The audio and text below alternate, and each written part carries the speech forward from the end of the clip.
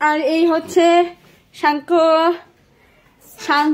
হ্যাঁ শাঙ্কো, শাঙ্কো কেমন আছো? ওর খেলার জিনিসই হচ্ছে এই যে, দেখি মা একটু দেখাই, এই যে মানে সিমেন্টের কিছু টুকরো টাকরি আছে, ওইগুলি ওর খেলার জিনিস। তারপরে এই হচ্ছে মাগ, তারপরে চামচ, এইগুলি দিয়ে ও খেলে। আর মা এখানে মানে বাসন ধোয়ার পরে এখানে শুকোতে দেয়, তো ওই বাসনগুলি একটাও রাখে না, ঝুড়ি থেকে সব নামিয়ে নেয়। আর এই হচ্ছে ওর দুষ্টামি।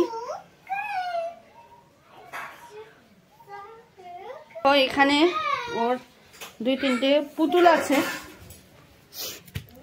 গনু, ডোরেমন।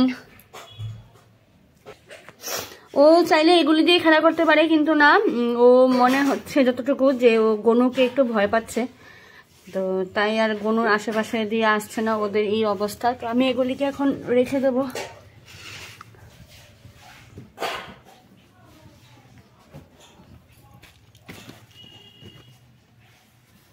ওরা এখানেই বসে থাকুক। আর খেলাধুলা করার পরে উনি হয়ে গেছে টায়ার্ড, তাই দিদনের সাথে বিছানায় গড়াগড়ি।